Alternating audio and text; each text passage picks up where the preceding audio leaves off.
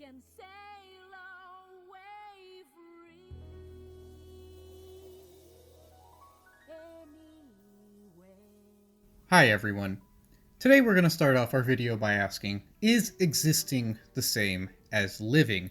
Because that is the core theme, or one of the core themes of today's feature, which is the 2008 movie, The Sky Crawlers. Now this is a bit of a late production for me, i.e. it's around 2008, so it's not quite 20 years old, and it looks even newer than it is.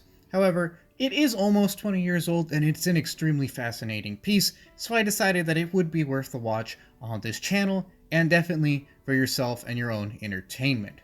Now, I asked the question that I open with because the curse of immortality is something which runs throughout this movie, and it's a very interesting connecting thread which tells the story of Yuichi and his trials and tribulations being a fighter pilot for the Rostock Corporation.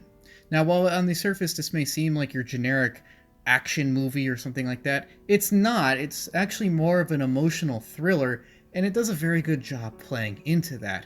This is supported by the direction of Mamoru Oshii, the Ghost in the Shell guy, who is definitely someone you want to direct your piece if it's about discovering one's humanity, questioning said humanity, and just creating an overall dreamlike feel. It also features music by Kenji Kawai and Bato's dog, which both enhance this creative vision of a dreamlike state questioning the very nature of life itself. You can feel the influence of Oshii and Kawai in this piece, and they combine with the source material, that being the series of books by the same name by Hiroshi Mori, to create this very odd but engaging emotional thriller. Now, full caveat, I haven't read any of the books that this is based off of, so I have no idea how accurate it is to anything in those books, or if they're better or worse than this adaptation. I mean, there is 6 of them, so I imagine that this is only a portion of the books, or that they cut out a lot. However, this is still a very coherent story on its own, and it passes the vacuum test with flying colors. That being said, we're solely going to be looking at this production as it stands by itself, the 2-hour movie, and what I like about it and what I would really think is most interesting about it. It was a very lovingly crafted production, with production credits going to Nippon TV, Production I.G, Polygon Pictures, and a ton of animators. Before we get into any of that though, or why I love this piece and its technicals, let's start off with a plot summary. Now, the plot of the Sky Cralwers is basically that World War III is being prevented by the installation of blood sport. Now, a blood sport is any sport which involves usually the maiming and oftentimes the death of one or many of its participants. Think of like the Roman gladiatorial games of the past. However, in this rendition of Bloodsport, it's not a combat that takes place in an arena, but in the sky. You see, a long time ago, the Rostock Corporation accidentally sort of invented immortal youths. That is, beings who reach a certain age, I want to say somewhere between 15 and 19, and then just stop aging. With the realization of this, and with advances in cloning technology, they were able to create a immortal race of warriors that they call the Children. Now, they use these Children to fly specially made planes out of special fighter bases in order to engage in aerial blood sport to satiate the masses. This is done in order to prevent World War III, or conflict in general, as these mock conflicts serve to A, entertain the people, and B, remind them of the carnage of war enough to the point where actual wars between actual nations don't break out. In the case of this movie, the setup is the fighters of the Rostock Corporation fighting the fighters of the Lautern Corporation. Rostock is based in Poland, which is pretty ironic because the actual city of Rostock's in Germany, and Lautern is based in Ireland. Anyways, with this context out of the way, what we really focus on throughout this movie is the progress of pilot Yuichi Kanami, as he slowly learns the true nature of both what he is, who he is, and even the past lives that he has lived. This is a thing that comes up later. At first, he's a rather quiet man who's quickly taken in by fellow pilot Naofumi Tokino, who educates him in the layout of the base, who to talk to, where to go, etc., etc. As he starts flying missions and grows more comfortable in his role, he becomes an ace and starts to interact more with the mysterious manager of the base, which is Suito Kusanagi. Now, Suito is actually a former pilot, and one that's lived much longer than any other recorded Children. In her case, she piloted at least 10 years ago, so we know that she has survived quite a bit of combat to the point where they actually promoted her out of a combat role. Anyways, as the story unfolds, we learn that her emotional apathy and distress is caused by the appearance of Yuichi himself, because his previous version was a man by the name of Jinro, who was the lover of Kusanagi and whom she was very distraught over losing. Now I say previous version because, as mentioned earlier, due to the advancements in cloning technology and the creation of the children, instead of creating unique pilots, they sort of just create batches of the same 50 over and over again to replace losses. So even though Jinro has a different name than the Yuichi, and the guy that comes after him has a different name, they all have very similar mannerisms, personalities, and appearances. Basically, Yuichi is a clone of Kusanagi's ex-lover, and a lot of the movie focuses on their relationship and how she gets over the pain of growing close to someone and then losing them. Now, initially she deals with this by threatening to kill him and herself. However, as he learns more about what's going on, he also learns that by technicality you can sort of kind of view them as immortal, sort of, we'll get into that. And even if they're not, they are still alive and still have some limited agency. As such, and as someone who cares about Kusanagi, he tells her that she can't end herself, and that instead she needs to be able to eventually find a way to change the world she's in if she doesn't like it. Thus, he installs a more positive view of the world inside her mindset, right before he's killed in combat by the enemy ace pilot known as Teacher. Now, while this does sound like a downer ending because he dies 10 minutes after telling her not to die, in the end credit scene, we see another pilot with a different name but similar mannerisms appear on base and introduce himself. Kusanagi says that she's been waiting for him, and it seems to be that this is the Yuichi of the next batch of children, i.e. it's his clone. Now, I can see the ending being extremely divisive, as it can either be perceived as, well guys, we're all trapped in this horrible status quo where we have to fight to the death, only to be replaced by a clone of ourselves, what's the point? Which is kind of the view Kusanagi takes at first. Or, and yes, they somehow put a positive spin on this, it could be interpreted as someone saying, well, you know, everyone kind of seems to know what's happening now, and there is a line about transferring memories into the next batch of clones, and not everyone dies at once, so there is a possibility of maintaining some kind of, at least oral history. So, you know, when you think about it, you could tell each other about your past lives, and, you know, you're all kind of technically immortal, I guess, and maybe you'll live long enough, or your clones will live long enough to figure out a way out of this horrible situation. Which is a bizarrely positive spin on being one in a long line of clones forced to fight each other to the death in the skies. And honestly, this surprisingly positive take is the ending that I lean towards, because I think it's what the movie's kind of inching us towards as we see Yuichi help Kusanagi get over the death of her lover and help her accept the fact that people do have at least very limited agency in most cases. Now, I want to explicitly state that at no point in the movie does anyone look at the camera or Yuichi and go, "Yuichi, you are immortal!" No, there is no actual expression of the technical immortality concept that I have alluded to throughout this retrospective. However, while this is not an explicitly mentioned concept, I feel that there are enough bits and pieces stated throughout the piece for this to kind of be hinted at. I mean, depending on how you interpret some scenes, you might even get some past life recollection, although I think that's stretching interpretation, to be honest. The point, though, is that the children, or at least some of them, are aware of the fact that they're essentially trapped in this cycle of death and rebirth. However, the very concept of rebirth implies that life doesn't end, and hence the whole technical immortality thing, which could further be, hypothetically, reinforced by the children maintaining some kind of squadron or group history through their own initiatives.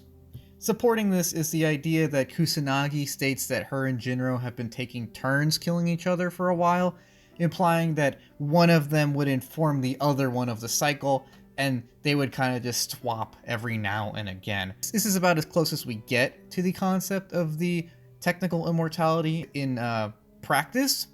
However, this combined with Tokino's seeming knowledge of everything makes me think that there's more here that the characters are aware of than the audience per se. I also want to state that while the cycle of killing may seem a little out of place for Yuichi's character, seeing as that he does explicitly tell Kusanagi she has to live from this point on, it's important to note that both he and Jinro are still human, and therefore capable of a full range of emotions. And this could just be Yuichi, or this current iteration of him, simply breaking this toxic cycle that they've been stuck in, so that they can break the larger cycle that the children as a whole are stuck in. and Yuichi being a positive guy and Jinro's fate are not necessarily mutually exclusive, as they still have access to the full spectrum of human emotions and any rash actions that those might or might have provoked. That's it for a plot summary. I know it is rather incoherent, what I've explained here, but the pace of the movie is rather slow, as most of its focus is more on the emotional and relationship tension, as opposed to the actual plot and lore here. Now, those are both important to the emotional tension and how it is eventually relieved. However, because that isn't the main focus of it, it's more of a slow breadcrumbing kind of affair, as opposed to a action jam-packed action jamboree. But I do like the slow pace of the movie, as it does feel fitting for a piece which is a surprisingly deep exploration of what it means to live and what it means to be human. And it is also fitting in a meta context, seeing as that everyone is essentially stuck in some kind of reincarnation loop. Getting to that setting and lore, I want to point out that a great job is done both on a surface level in terms of crafting a setting and on a metaphorical level when it comes to crafting the lore. As mentioned earlier, everyone here is a clone of some other immortal children that engages in aerial blood sports in order to satiate the masses and prevent World War III. In this way, some kind of savior imagery is assigned to them, as they're both kind of technically immortal when you think about it, and they do die to prevent others from dying, which is even more fitting when we consider that all the combat takes place in the heavens. I mean, in this case, it's literally the sky. They don't really talk about religion here. There is ample assignment to the pilots of some kind of savior imagery. It's not Christ-like, because there's no explicit Bible references or anything, but they are ascribed to as champions of the people. In fact, they even meet fans of the Rostock Corporation at once who thank them for keeping the peace by fighting and dying in these gladiatorial bouts, as opposed to, an actual war breaking out. I like how everything is breadcrumbed for the audience.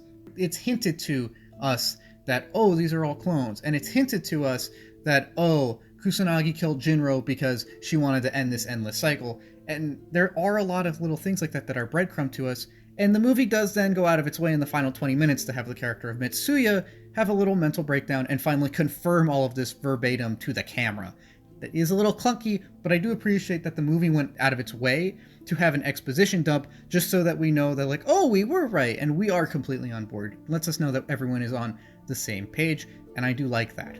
I love how layered everything is, and how it's slowly peeled away for us, and it keeps us engaged. This movie does not feel like it's 2 hours, which might seem a little long, but it doesn't feel that long because of how engaging it is, and because of how well everything is layered and peeled back. Now, the pacing's not the fastest, but it is in line with all the layers provided, so it doesn't feel like it drags either. All of this is complemented by the gorgeous physical settings around us. A wonderful job is done constructing it. To really sell the weird and surreal nature of the story, a very good job is done crafting a weird and surreal setting. Nothing is super out of place, and nothing is super off, but everything is just off to the point where you can tell it's off, and that's even more weird and surreal. When you see how open and expansive and yet empty a lot of the settings are, it starts to make us feel isolated and question what's happening from the very start. It gets our brains thinking and noticing that not everything is quite right, and there's probably something going on under the surface here. And to its credit, the movie does pay off on that as it slowly peels off the layer of this onion of plot. And it is a very good onion. The technicals are probably some of the weirdest, in a good way, that I've ever seen on this channel. Now, I've talked about in previous videos how mixed medium mastery can really add or sell the dreamlike nature of certain shots, and this piece seems to have learned that very quickly and mastered it from the very start.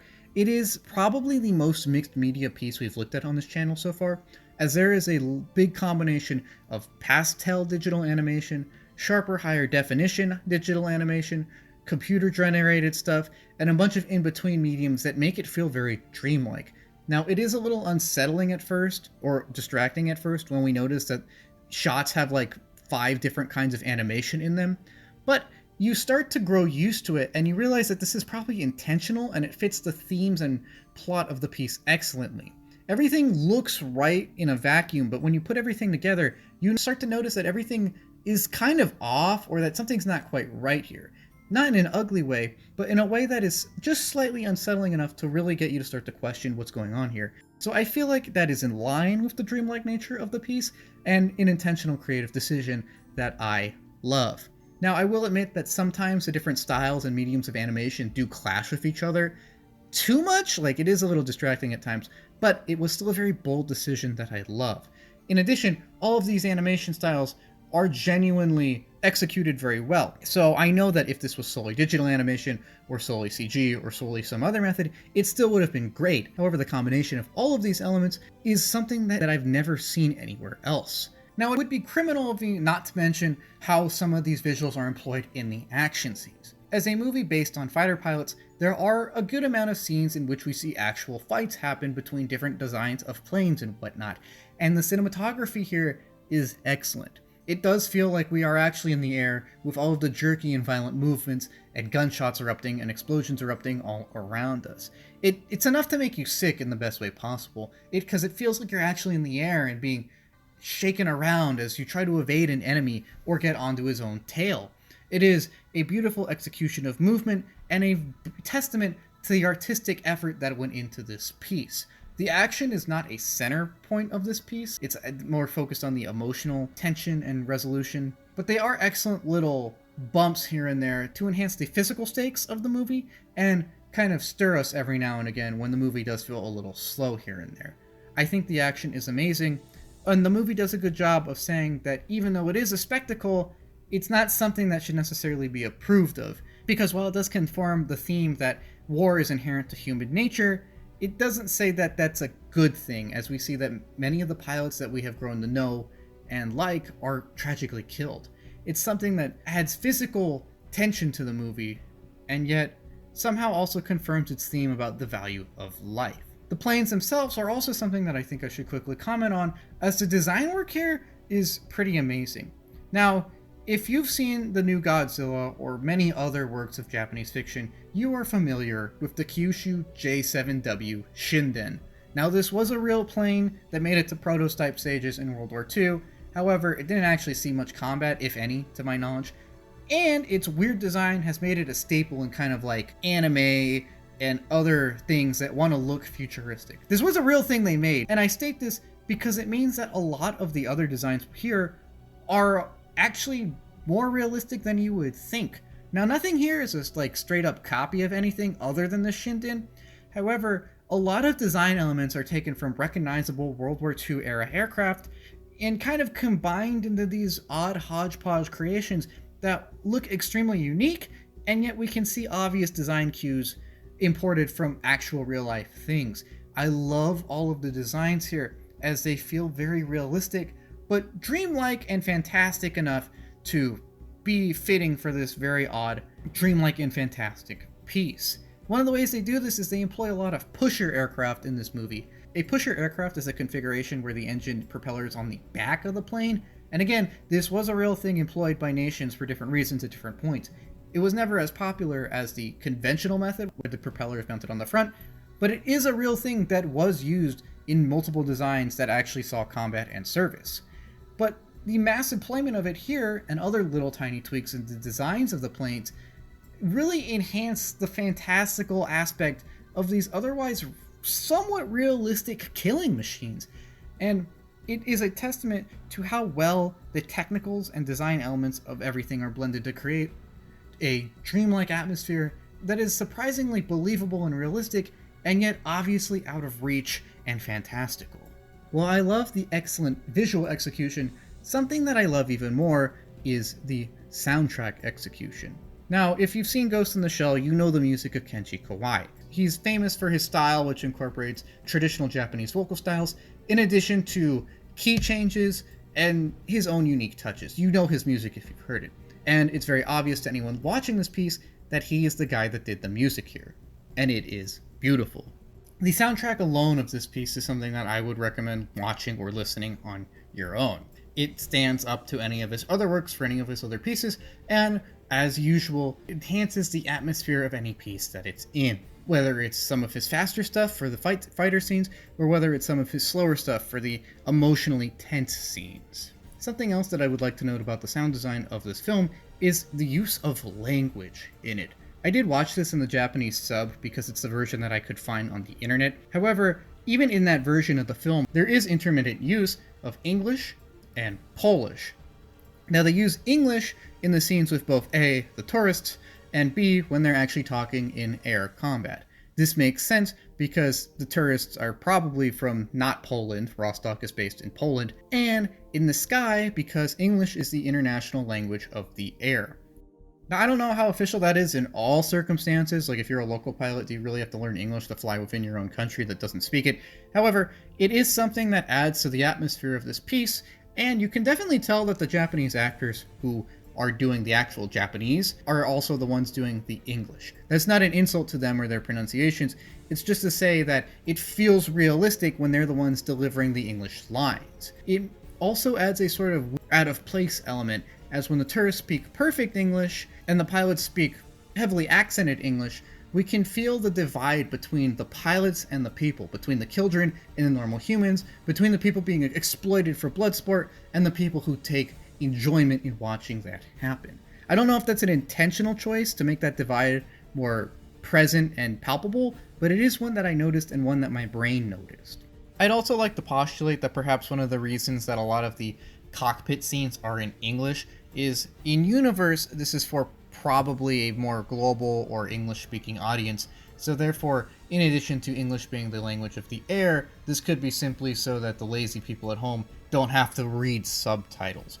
And to support this, we do take note of things like the call signs of the pilots. For example, Yuichi's call sign is Karen, and the guy that replaces him is call sign Norfolk. Yutagawa's call sign is Westy, etc., etc. It could be that the use of English both for pilot nicknames and in actual combat conversations could not only be because English is the language of the air, but also to, in universe, make it more accessible to the viewing audience. And if that is the case, this would add another layer of depersonalization to the combatants that are the children.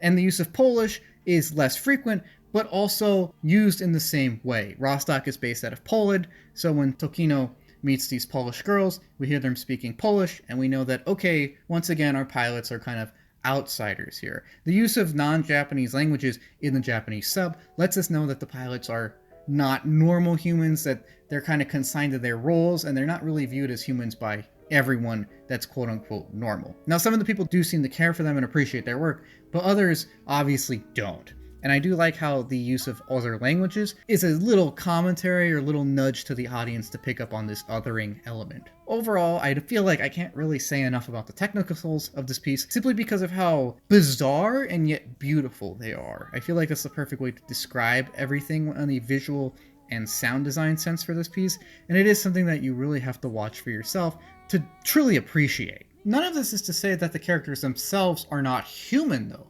Although they are seen as, quote, others by many of the people around them, they are still very human. And we're going to go through them real quickly to get to view some of the different aspects of humanity shown in them, and how they all connect to the themes of the movie. Starting with the main character, we have Yuichi. He's a rather laid-back and spacey guy, and one that takes things very well. He's very calm and level-headed, and in this way he makes a great protagonist for us, at least one very fitting for the pacing of the movie, because he learns and explores things that normally would seem very distressing, but takes them at a pace which allows us to see that, okay, it's not the end of the world, okay, he's still getting by, okay, he's still processing and learning things, he's still a human, and he still seems to exercise some kind of agency in this bizarre reincarnation loop he finds himself in. He handles learning the truth very well, and he doesn't fall into vice or emotional distress like some of the other characters that we're going to talk about. He's always rather steady. I think this is why he's a great main character, and probably why he draws Kusanagi to him. As sort of a blank slate audience stand-in, he also does a very good job in not rushing things so that we can slowly learn things for ourselves through his own observations. It's very in line with how the movie likes to breadcrumb stuff along. His strongest point, though, is his positive attitude and how well he takes everything. Somehow this guy manages to put a positive spin on the whole "we're just a series of clones waiting to be killed" thing, and even inspires his former clone lover to embrace this viewpoint.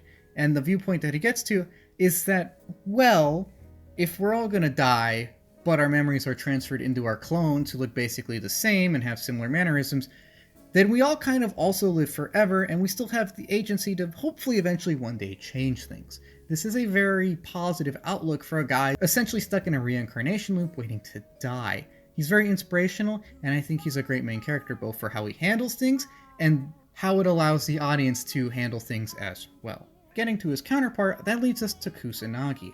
Now, Kusanagi is probably the exact opposite of Yuji. She is extremely distant and reserved. She's broken by the appearance of Yuichi, which is the new version of her lover Jinro, and she doesn't really seem to know how to deal with any of the difficulties of being the sole survivor of her batch.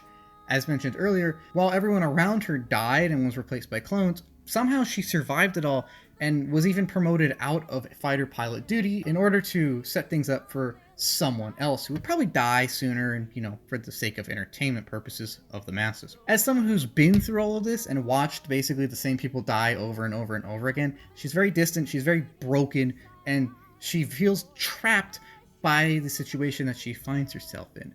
This leads her to fixate on death as, quote, the only way out, and causes emotional instability, apathy, and even the killing of her old lover in order to help him, quote, escape the cycle. She's someone who sees the suffering of what her and the other children are going through and how pointless it is, at least for them, and is of course pushed to the edge by this. They do a good job writing a character who is distressed from the start and shown to be, and then slowly allowing us to see more and more actual distress so we know that she's someone with pain and we grow to understand and empathize with that pain. I do think it's important that they don't go all out at first, though, because it allows us to see that no, she's not crazy, she's just been someone who's been pushed to the edge by the horrible circumstances that she finds herself in. And an excellent job is done walking the line between emotionally pained and insane. They don't make her seem like just a crazy person that we're like, oh my god, Yuichi, don't talk to her. And yet, they make her unstable enough to let us see that she's been very heavily affected by all of the trauma that she's undergone, and that we can definitely empathize with her. I think that overall she's an excellent counterpart to Yuichi, and the fact that she does have a much brighter outlook on life after meeting his replacement and seems to be much warmer to his replacement does show that his words and ideas have had a positive impact on her life. She is a great opposite of him, and for this reason kind of also really makes the movie. In addition, I wanted to quickly note that she shares the name Kusanagi with Makoto Kusanagi from Ghost in the Shell, Ueshi's most famous work, and I don't know if the naming is coincidental or intentional, because the book this was written on came out in 2001. However, I do think that they might have taken some visual cues from Ghost in the Shell, because they both have kind of short hair, and they both have sort of doll-like eyes that inscribe a distant nature to both of these characters. And they oddly enough even share the theme of discovering, questioning, and eventually confirming their own humanity. Now, I don't know if any design or thematic cues were taken from Makoto Kusanagi. I just thought this was an interesting bridge to note. And that gets us to Tokino. Now, Tokino is Yuichi's best friend and sort of a mentor. He's the guy that introduces Yuichi to the new base and really sets him up to get comfortable in it. He's also someone that always tries to live it up. And this creates an interesting dichotomy with Tokino. At first, it seems that this is just some kind of playboy who doesn't really care about what's going on and is just going to enjoy everything he can while he's able to. However, as the series progresses, we start to see that he does know more than we think he does, and he even has some kind of emotional intelligence that is hinted at even if it's not really explicitly shown throughout the series. And this leads us to a question: does Tokino take part in all of the vice and frivolous activities that he does because he's hopeless, or because he thinks that he's immortal? You see, we don't actually know how much Tokino knows. He's aware of the fact that he is a Children, and he's aware of the fact that Jinro looked like Yuichi, so I'm assuming he knows that they're all essentially clones. By this logic, we can assume that he knows of the whole technical immortality loophole mentioned earlier, and is therefore exploiting that to live it up as much as he can, reasoning that, well, I'm gonna come back after I die anyways. Or we could reason that he sees this as a completely hopeless situation, and therefore gives fully in the vice in order to distract himself from the horrible realities that he finds himself trapped in. He's either very friendly and warm out of a sense of denial of his horrible circumstances, or because he's kind of embraced them and still wants to live a meaningful life in spite of them. It's not really clear which is which, although I'm leaning about 59% towards of him being aware of everything and simply choosing to live it up while he can. Either way, he's a very friendly and warm presence throughout the movie, and a nice balance to Kusanagi's distressed and traumatic essence and the reserved but kind of gloomy air that Yuichi gives off at times. I like Tokino, and I like the questions that he raises, all the while being very friendly and welcoming to those around him. It's also important that we take a minute or two to discuss the character of Teacher. Now, we never even learn this guy's real name or even see his face. However, he has an important place in the movie as sort of the physical manifestation of the inescapable circumstances that the children find themselves in. The point is not so much that he may have created them or that he is a ruthless killer of them, but he is an embodiment of the overwhelming nature of what the children seem to face. That is, there seems to be no way to defeat their circumstances, as there seems to be no way to defeat this pilot.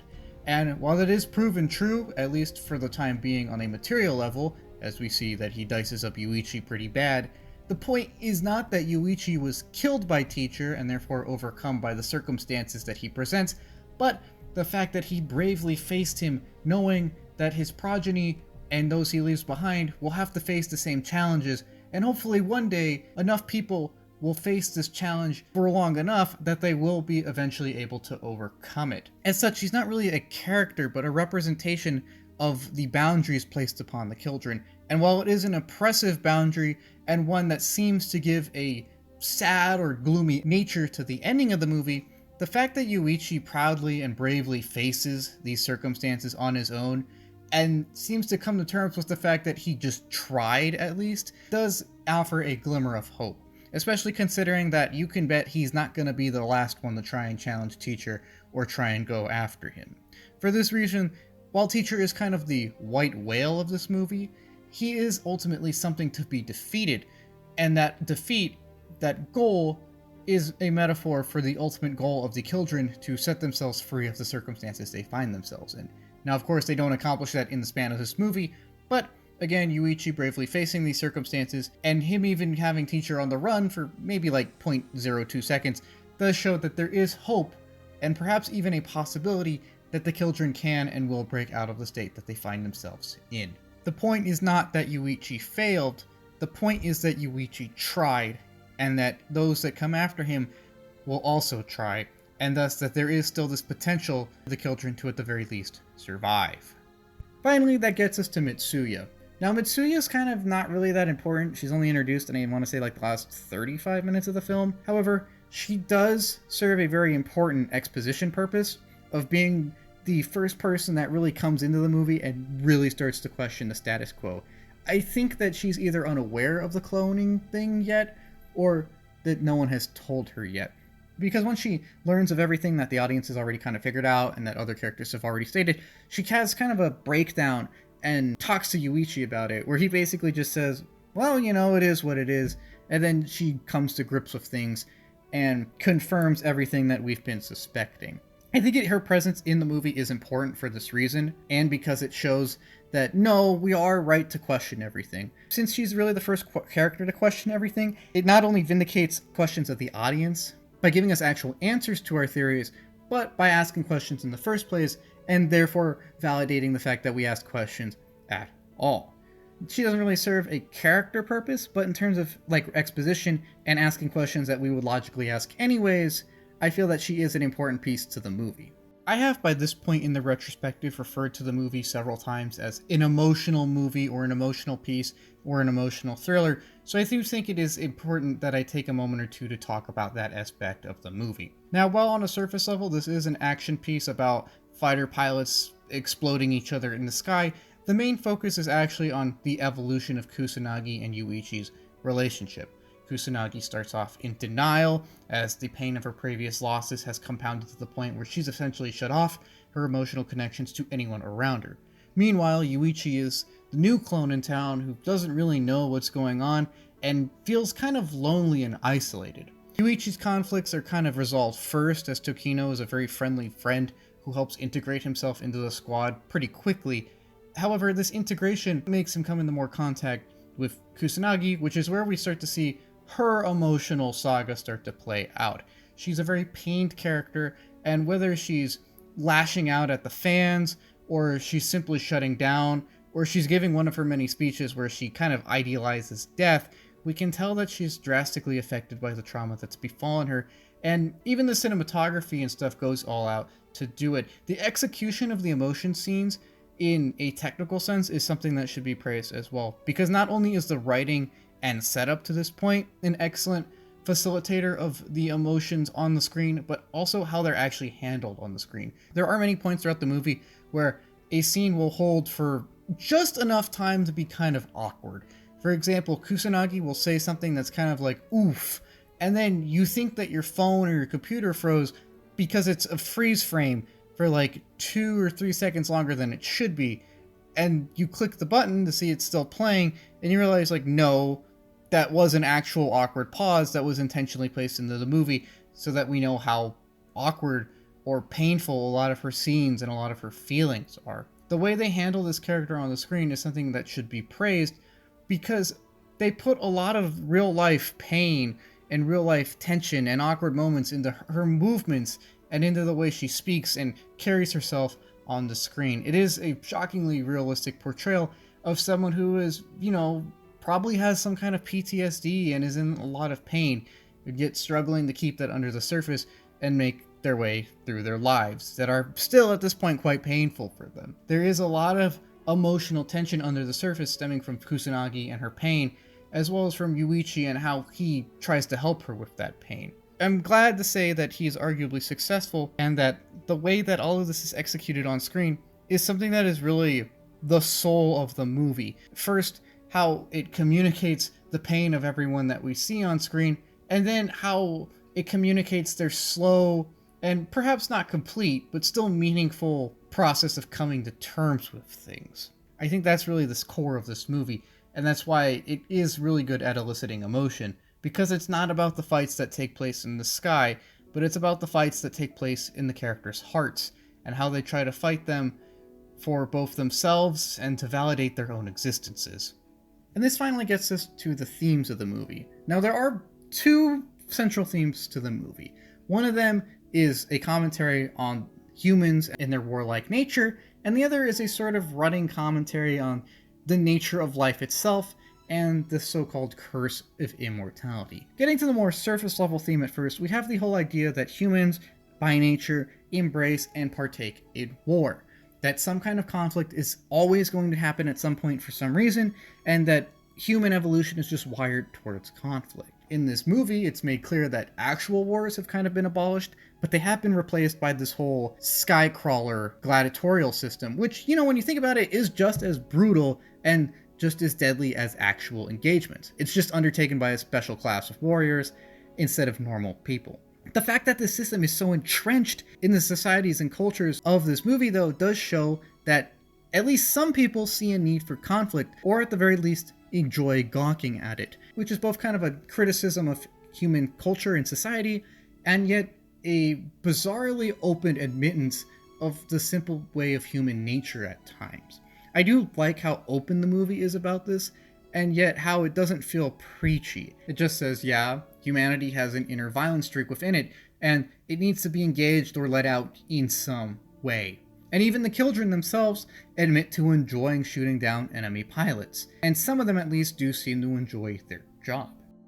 That's not to say that the movie actually supports what's going on here, though, as it does go out of its way to display how truly sick and kind of perverse this whole setup is.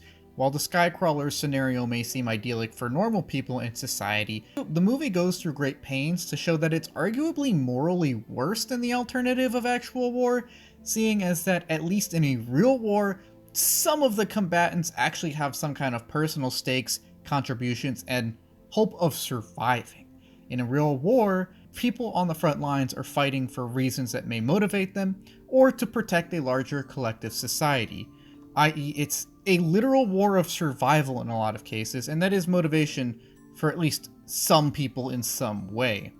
In addition, you could also argue that in most wars, or at least in some wars, there is some kind of geostrategic point. It's not justified a lot of the time, but there are many cases, especially in wars of defense, where putting men out to the front lines to defend the people and citizens of a country is an unfortunate necessity of the situation.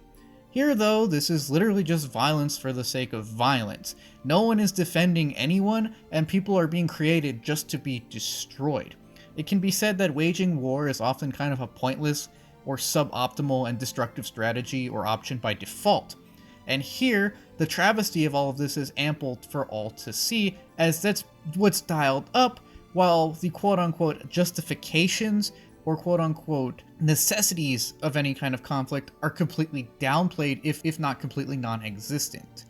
And while this may shock the civilians of this world into pacifism, the Sky Crawlers themselves are meanwhile exposed to fight adult wars with adult carnage and sin, and with all of the exposure to graphic violence and intoxicants that comes with it, without even the sliver of hope of surviving it. These aren't people with lives to return to or lives that they're defending, but people created solely to die, and it's a perverse manifestation and outlet of humanity's base instincts, creating immortals just so they can be killed, all the while robbing them of a childhood and inundating them with the intoxicants present in real societies, often reserved for adults or older members of society. I mean, the system is so sick when we zoom out that even some of the adults in the movie see through the veil of the justification here with keen disgust. I mean, just look at the chief mechanic lady in any of her shots. She's never happy, she's always extremely dour, and she seems to be deeply disturbed by what's going on here. She's obviously disgusted by this whole system, but she can't really offer an alternative here because the system has grown so much larger than her. She's kind of reduced to simply trying to do her job the best she can, and covering for Kusanagi as well as she can. While the world of the Sky Crawlers may seem like a more peaceful one on the surface, with the whole war issue being, quote, solved, this solution only comes in the form of a perverse institutionalization and glorification of violence, which, when we think about it, is even more pointless than a lot of violence in actual wars, at least for some combatants in actual wars, and a testament to how ingrained violence is on some level to human nature.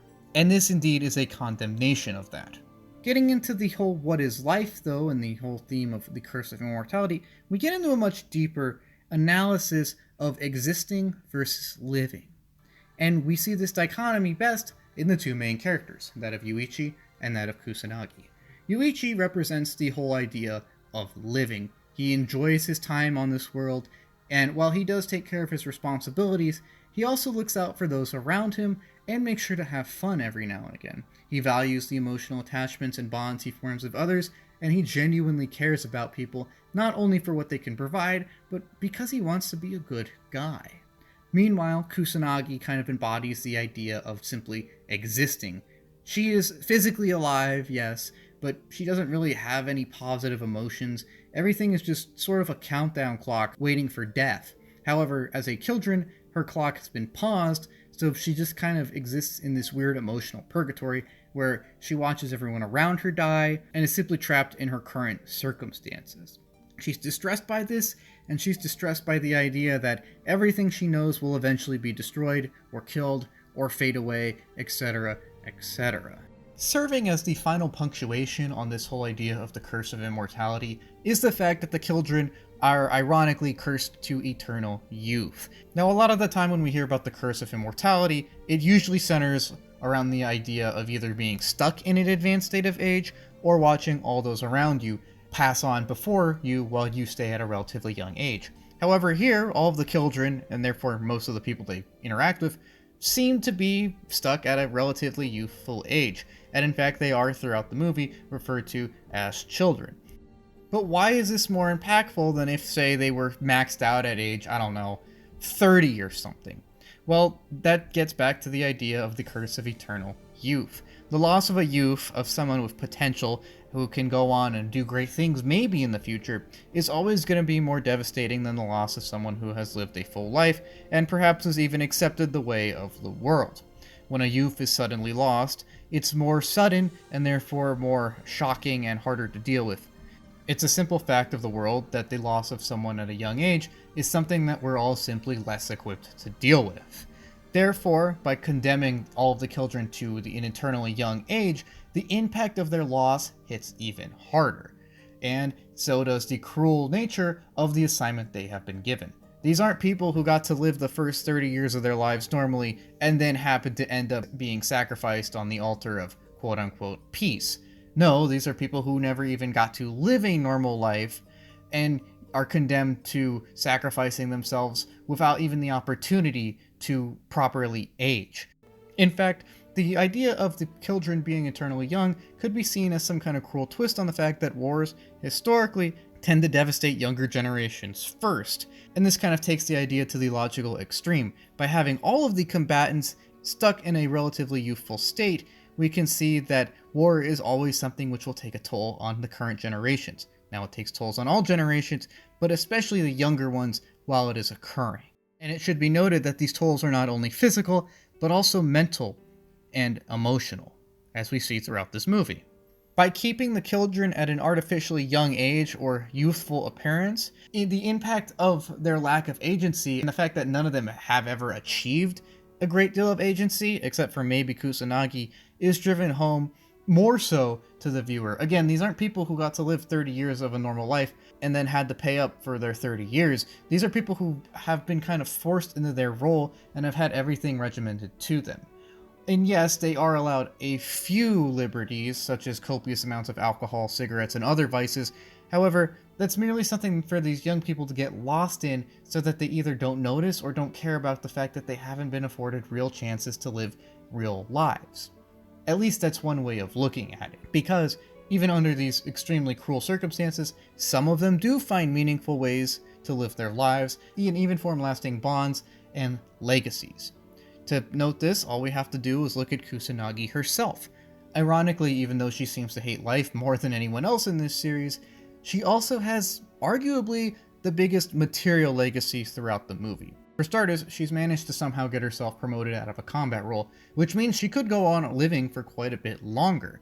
This in turn means that she has quite a bit much more agency and time than the rest of the children, and perhaps might even figure a way out of this, or at the very least maintain some kind of history for squadrons and groups to exploit the whole technical immortality loophole mentioned previously. Moreover, though, her continuing, albeit distressing, at some times survival, is more of a metaphorical testament to the endurance of the human spirit. Yes, Kusanagi's been through a lot and is arguably mentally broken throughout the movie, hopefully a little less so by the end of it, but she has still managed to survive to this point. And this kind of serves as a metaphorical counterpoint to the whole teacher thing. Like teacher representing the unstoppable reality that the children find themselves in, Kusanagi's survival in and of itself is kind of a testament to the fact that even in these unwinnable circumstances, life still finds a way.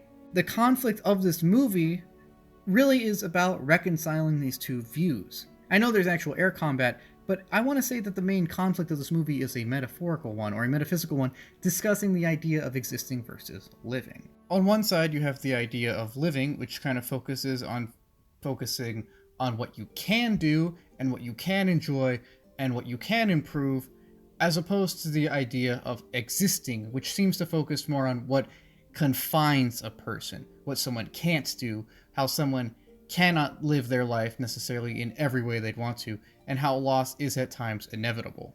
While both characters, that of Kusanagi and Yuichi, are trapped by basically the exact same circumstances, the way in which they handle it does show the dichotomy in these 2 points of views. Yes, they are both physically trapped, but Yuichi kind of accepts this and slowly works towards first accepting that and then trying to see if he can work his way out or around of that, where Kusanagi has instead just kind of accepts it as inevitable and then just kind of stops trying to get around it. She kind of shuts herself off from the world around her, as she just supposes that it's an unbreakable system and that she is essentially trapped to existence as opposed to living. Now eventually Yuichi's point is validated when he tells Kusanagi, hey, I know you're hurt by your loss.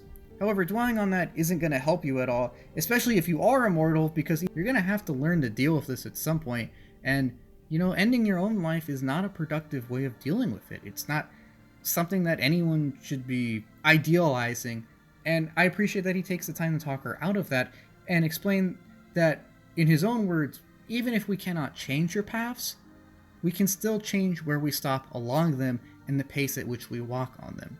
And that eventually enough small things could possibly accumulate to make a long-term positive change. He tells this to Kusanagi when he tells her, look, you gotta keep on living because you've made it this far, so maybe eventually you will figure out a way to end this system and let us live actual meaningful lives. It is very inspirational and does put a positive spin on an ending which may not seem the brightest considering he dies 10 minutes after convincing Kusanagi of this point.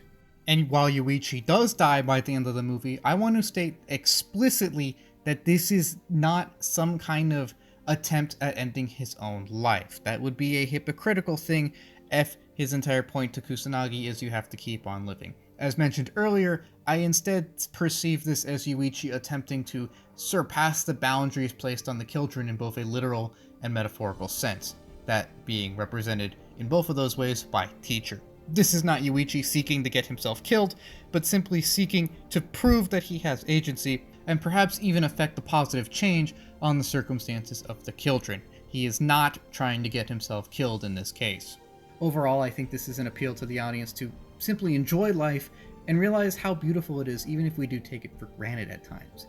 Although the ending of Yuichi dying is kind of a downer, the fact that Kusanagi embraces his replacement with a more warmer attitude than him, and the fact that everyone kind of seems aware of what's going on now, does lend a sort of bittersweet note to the ending. I mean, I follow the idea that they are capable of filling each other in of their past lives, and therefore everyone is technically immortal when we stretch the definition of it.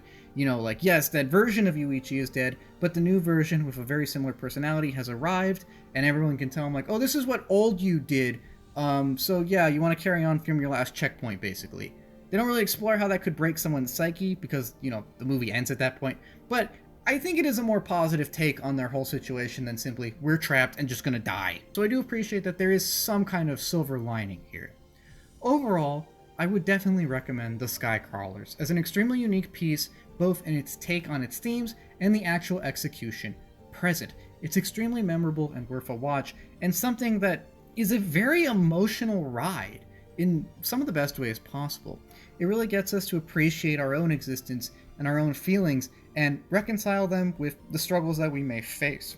It's something that I found very touching and might even elicit a tear in some viewers, not because of its tragic nature, but because of how bittersweet it is and how its characters affirm life even in their own cycle of death. It is a beautiful piece and something that I would definitely recommend, whether you want to gawk at its weird but beautiful technical execution or its beautiful themes and embracing of life. It is just an amazing, obscure anime memory.